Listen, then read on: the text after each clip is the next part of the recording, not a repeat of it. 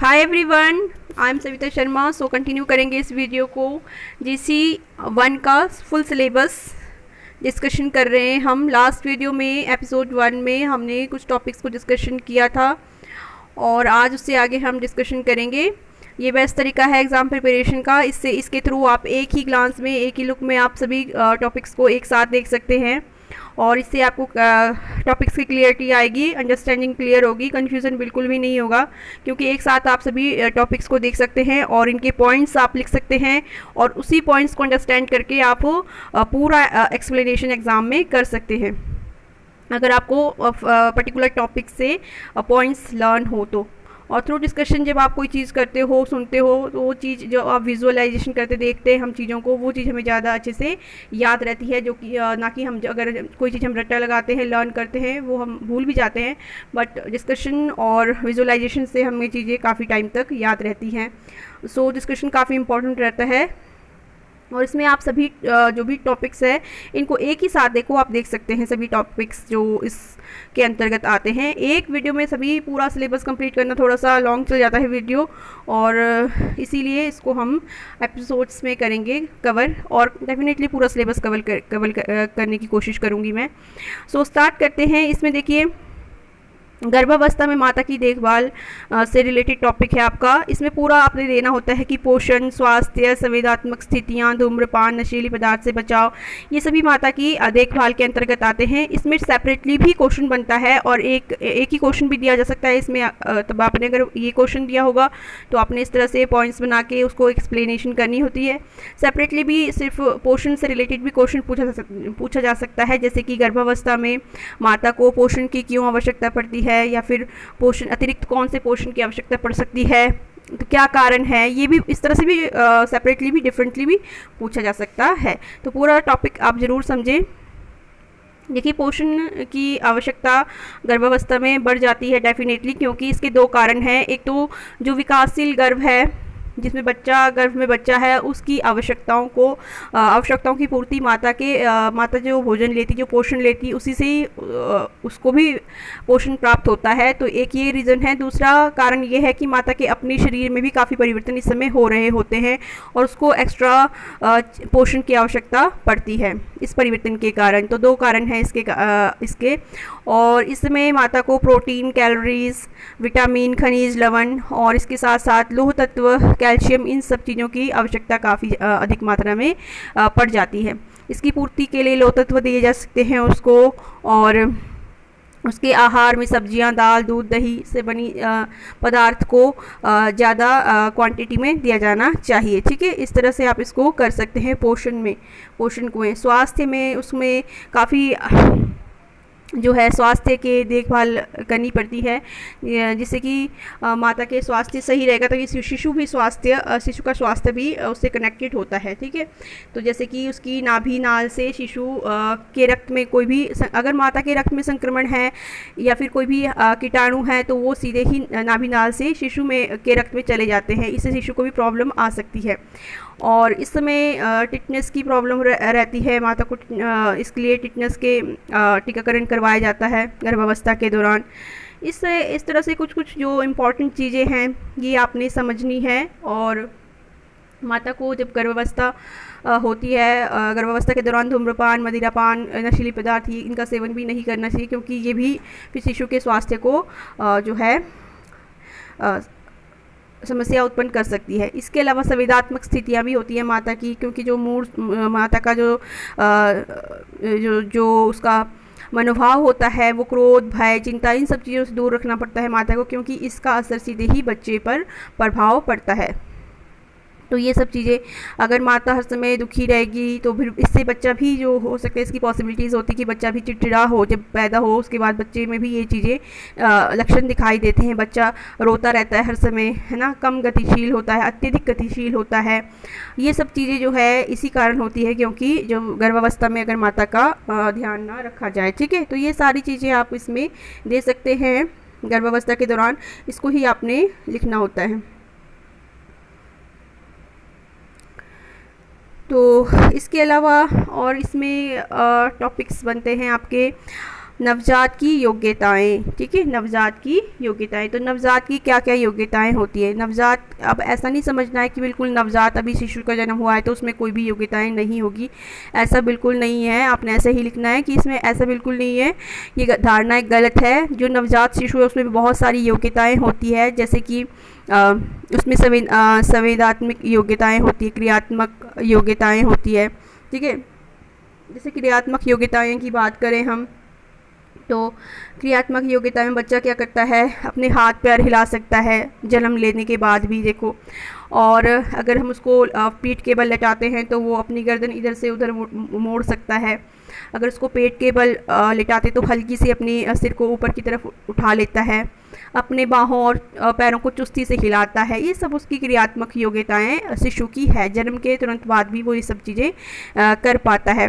चूसने का, उसमें जो भी चीज़ उसके मुंह के नज़दीक आएगा उसको वो एकदम से चूसने लग जाता है। ये सब चीज़ें उसकी अनैच्छिक होती है, एकदम से हो जाती है, मतलब प्रतिक्रिया दर्शा रहा है वो एकदम से, ठीक है। तो ये चीज़ें आपने देनी है उसकी क्रियात्मक योग्यताएं में। और संवेदी योग्यताएं में क्या आएगा, संवेदी योग्यता में उसकी जो भी इंद्रियां हैं, जैसे कि आँख, कान, है ना, सूंघने की शक्ति, और स्पर्श करने से उसको फील होती है, ठंडा गर्म, ये चीज़ डिफ्रेंशिएट कर सकता है शुरू में ही बच्चा। दृष्टि उसकी काफ़ी उसको सक्रिय होती है। जो भी चीज़ हम उसको दिखाते हैं, कोई चमकीली चीज़ है तो उसकी तरफ उसकी आंखें जाती है, देखता है, अपनी माता को देखता है, जहाँ जहाँ उसकी माता जाती है उस तरफ उसकी आंखें जाती है। इस तरह से उसकी आंखें अपनी माता को खोजती है। प्रकाश और अंधकार का उसे पता लगता है, अंधकार में होगा तो उसे पता लगता है कि अंधेरा है।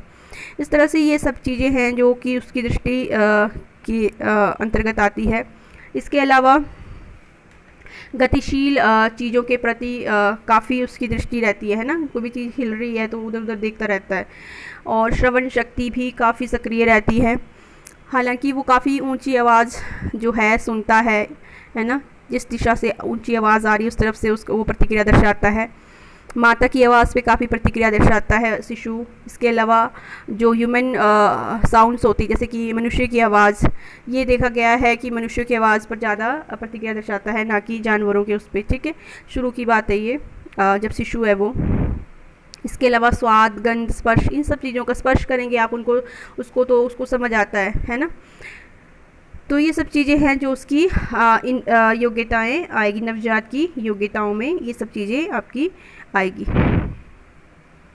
नवजात की देखभाल, इसके अलावा नवजात की देखभाल भी आएगा। नवजात की देखभाल में आप सभी चीज़ें दे सकते हैं, आहार, टीकाकरण, वृद्धि निगरानी, है ना, वृद्धि, तो ये सब चीज़ें उसकी नवजात की देखभाल में आएगा। तो इसमें आहार में आपने देना है कि जब शुरू में शिशु है तो वो दूध पीता है और बहुत कम दूध पीता है, उसके पश्चात उसके दूध की मात्राएं बढ़ती जाती है, ठीक है। उसके बाद आप उसको सॉलिड्स देना शुरू करते हो, आहार देना शुरू करते हो उसको। तो उसमें भी आपने सब कुछ देना है कि कौन कौन सी उसको आहार दे सकते हैं, इस तरह से सभी चीज़ें आपने बतानी है। इसके अलावा और क्या चीज़ें हैं, वृद्धि की निगरानी। वृद्धि की निगरानी भी आपका जो शिशु के देखभाल के अंतर्गत आता है।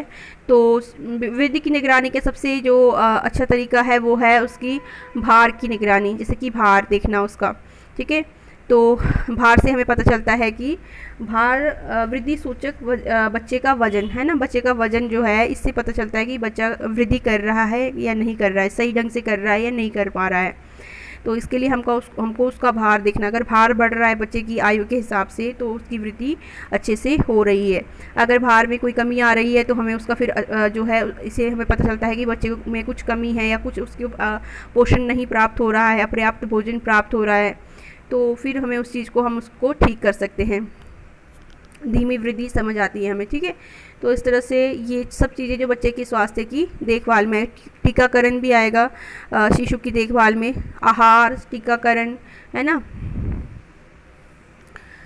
तो आहार में आप और भी चीज़ें दे सकते हैं, जैसे कि कौन कौन सी चीज़ें आप खिला सकते हो, जैसे उबली हुई चीज़ें खिला सकते हैं बच्चे को, दूध के अलावा सब्जियां, ठीक है। कौन कौन सी सब्जियां हम उसको खिला सकते हैं, कौन कौन सी नहीं खिलानी है। जैसे कि कोई भी अगर सख्त सब्जी है जो चबा नहीं सकता है या फिर लगने वाली है ना, ज़्यादा तीखा मसालेदार, ऐसी चीज़ें नहीं खिला सकते हैं बच्चे को। और इस तरह से हमने जो है इसकी देखभाल में आपने चीज़ें देनी है और इस तरह से क्वेश्चन बनेंगे आपके। इसके अलावा और विचार शक्ति से रिलेटेड क्वेश्चन अभी मार्च एग्ज़ाम में आ चुका है। वैसे काफ़ी इंपॉर्टेंट टॉपिक है बट इससे एक क्वेश्चन आ चुका है अभी। तो इसमें विचार शक्ति में 4 अवस्थाएं आती है, संवेदी क्रियात्मक, पूर्व संक्रियात्मक, मूर्त संक्रियात्मक और औपचारिक संक्रियात्मक, ठीक है, अवस्थाएं। तो विचार शक्ति की ये 4 अवस्थाएं बच्चे की डेवलप होती जाती है by the time of age, मतलब धीरे धीरे, ठीक है। तो इसके अलावा भाषा के विकास से भी रिलेटेड काफ़ी क्वेश्चन अभी मार्च एग्ज़ाम में ऑलरेडी आ चुके हैं, ठीक है। बट इसको भी आपने देखना है क्योंकि क्वेश्चन को डिफरेंट तरीके से भी पूछा जा सकता है। भाषा के विकास में सबसे पहले बच्चा कूजन करता है, बालालाप करता है। कूजन में आवाज़ें जो है बिल्कुल एक एक शब्द होते हैं उसके करके, ठीक है, या ऊ की आवाज़ आती है सिर्फ। बालालाप में एक एक वर्ड करता है वो स्टार्ट। तो इस तरह से आप इसको दे सकते हैं।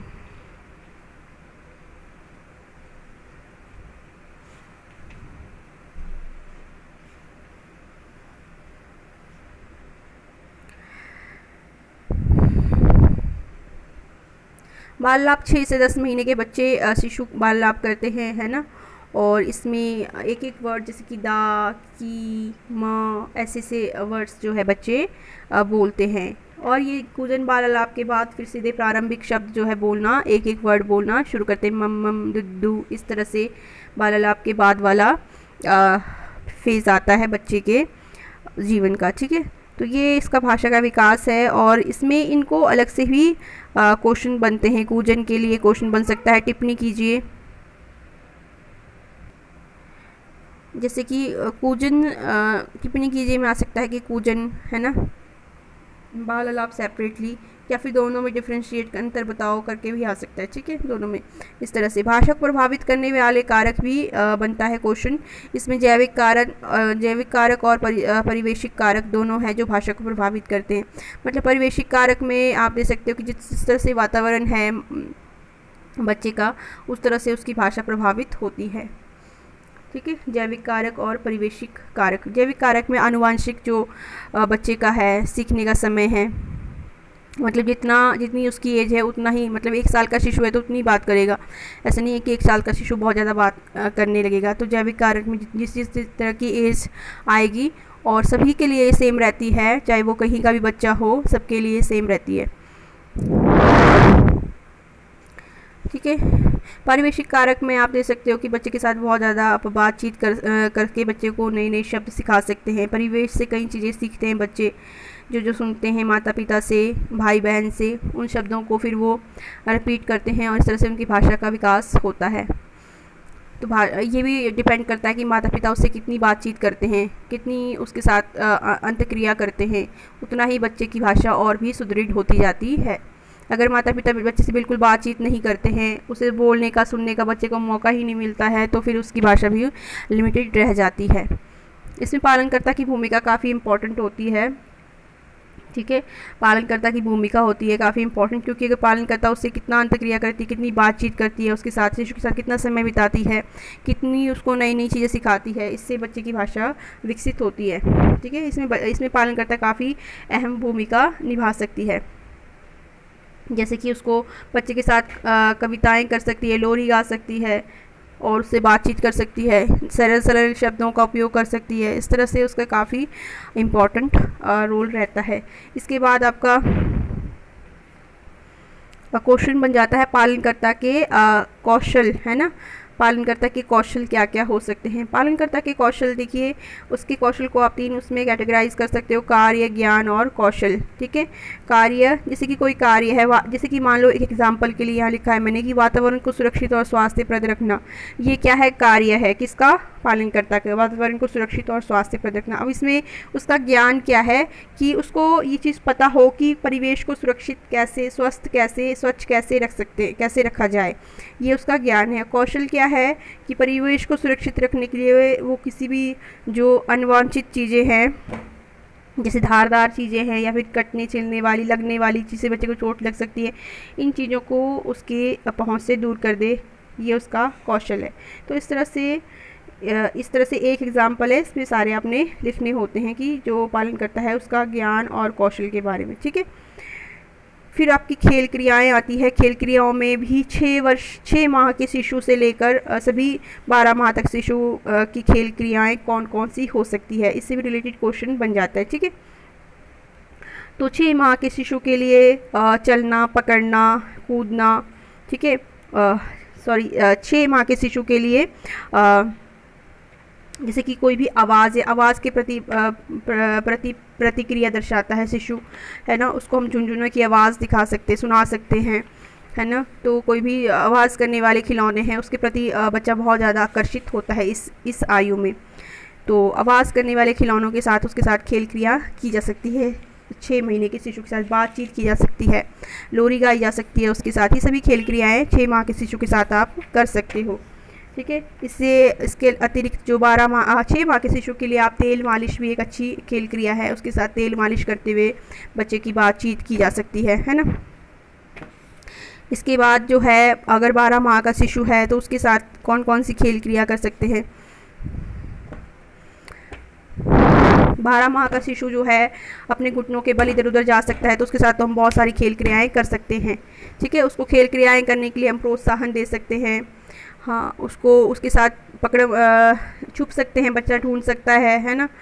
कोई भी धागे और प्लास्टिक के बर्तन, इनके साथ खिलौने बनाए जा सकते हैं और उसके साथ उस बच्चे को साथ क्रियाएँ की जा सकती है, क्योंकि इस एज में जो है बच्चा हम जो भी बोलते हैं उसको समझता है बच्चा, ठीक है। इस एज में बच्चा, इस उम्र के बच्चे निर्देशों को समझ सकते हैं और इसीलिए उनके साथ ऐसी खेल क्रियाएँ कर सकते हैं। बच्चा बड़े रुचि से यहाँ वहाँ जाना इस एज में, इस उम्र में बहुत ज़्यादा पसंद करते हैं, तो उनके साथ इस तरह की खेल क्रियाएँ हम करवा सकते हैं। लोरी, कविताएँ भी उनको इस समय अच्छी लगती हैं और देखने वाली पिक्चर्स जो है ये भी हम दिखा सकते हैं, ये भी बहुत अच्छे से वो देखेंगे, कलरफुल चीज़ें। तो ये सारी एक्टिविटीज़ हम उनके साथ कर सकते हैं और घर पे ही हम उनके लिए बहुत सारी अच्छी खिलौने तैयार कर सकते हैं। गतिशील खिलौने, आवाज़ करने वाले खिलौने, इस तरह के खिलौने उनके लिए घर में ही तैयार कर सकते हैं। इसके बाद आपका 13 से 36 माह के बच्चे आते हैं और 13 से 36 माह के बच्चों में जो विकास का स्तर है वो भी बताया जा सकता है। इसमें स्थूल क्रियात्मक विकास और सूक्ष्म क्रियात्मक विकास, ये दोनों आएंगे आपके 13 से 36 माह में जो विकास का स्तर है। तो स्थूल क्रियात्मक विकास में बच्चे का क्या विकास हो रहा है, बच्चा चलना, कूदना, उछलना, पकड़ना, दौड़ना, फेंकना, ये सब चीज़ें सीख रहा है, ये सारा स्थूल क्रियात्मक विकास में आ रहा है। जैसे कि पहले बच्चा सिर्फ चलता था या फिर उसके कोई रुकावट उसके सामने आती थी तो वो उससे मतलब डायरेक्शन चेंज करके किसी और की तरफ मोड़ कर चले जाता था, बट अब क्या करेगा बच्चा, अब उसके ऊपर से कूद के जाने की कोशिश करेगा, ठीक है। 1.5 से 2 साल का बच्चा क्या करेगा, उसको अगर छोटी सी रुकावट है कोई तो उसके ऊपर से जंप करके जाएगा, ये उछल के कूद के जा रहा है, तो ये स्थूल क्रियात्मक विकास हो गया उसका। सूक्ष्म क्रियात्मक विकास में अब बच्चा कोई भी चीज़ जैसे कि छोटी छोटी चीज़ें भी पकड़ सकता है, जैसे कि मोती है, मोती को हाथ में पकड़ सकता है, बटन है शर्ट्स के, उसको हाथ में पकड़ सकता है, उसको खोलने बंद करने की कोशिश कर सकता है, छोटी छोटी वस्तुओं को। इसके अलावा इस एज में बच्चे स्क्रिबलिंग करना शुरू कर देते हैं। स्क्रिबलिंग क्या होगा, स्क्रिबलिंग का मतलब है कि कोई भी पेन या पेंसिल पकड़ते हैं और कहीं भी सीधी सीधी लाइनें लगाना शुरू करते हैं, ज़्यादातर खासकर दीवारों पर अक्सर आपने छोटे बच्चों को देखा होगा, जैसे 1.5, 2, 2.5 साल तक के बच्चे स्क्रिबलिंग करते हैं, सीधी सीधी लाइनें खींचते हैं दीवार पर खासकर, या फिर कहीं बारी कागज़ या फिर किताब पकड़ के भी ऐसी करना शुरू कर देते हैं। तो स्क्रिबलिंग भी काफ़ी इंपॉर्टेंट है इस एज में, तो ये सूक्ष्म क्रियात्मक विकास में आएगा। इस एज में 13 से 36 माह के बच्चों में खान पान देखभाल भी आ सकता है क्वेश्चन। इसमें आहार का अलग से बनेगा कि इस समय आपको अब ज़्यादा जो है बच्चों को भोजन की नीड्स होती है इस एज में, तो भोजन में अब डिफरेंट भोजन देना होता है बच्चे को, और बच्चे अगर भूखे हैं तो फिर चिड़चिड़े हो जाते हैं, तो समय पर उनको भोजन देना बहुत ज़्यादा ज़रूरी है। उनका नियमित रूप से ध्यान रखना, भोजन देना समय पर माता का बहुत ज़्यादा ज़रूरी है। भोजन में भी संतुलित आहार देना बहुत ज़्यादा ज़रूरी है, क्योंकि अब उनकी जो खाने की जो रिक्वायरमेंट्स है वो काफ़ी बढ़ जाती है, ठीक है। तो उनको सभी पोषक तत्व देने पड़ते हैं, जैसे कि कार्बोज वाले, प्रोटीन वाले, वसा वाले, विटामिन, खनिज वाले, ये सभी पोषक तत्व उनको प्राप्त होने चाहिए। इसके अतिरिक्त टीकाकरण बहुत ज़्यादा ज़रूरी है बच्चों की देखभाल के लिए। तो ये सभी क्वेश्चंस जो हैं डिफरेंटली भी बनते हैं। अगर आप पूरा कम्प्लीटली एक लुक में आप इनको देखते हो तो इनको सेपरेटली भी आप कर सकते हो। आई होप ये कंप्लीट मैंने टॉपिक किया है अभी, ठीक है। तो इससे आगे जो भी टॉपिक रह गए हैं उसको नेक्स्ट वीडियो में करने की कोशिश करेंगे। इसमें कुछ भी क्वेश्चंस मैंने कंप्लीट किया है, कुछ भी रह गया हो तो आप स्टिल कमेंट करके पूछ सकते हैं। वीडियो अच्छा लगे, पसंद आए तो शेयर कीजिए, सब्सक्राइब ज़रूर कीजिए। Thank you.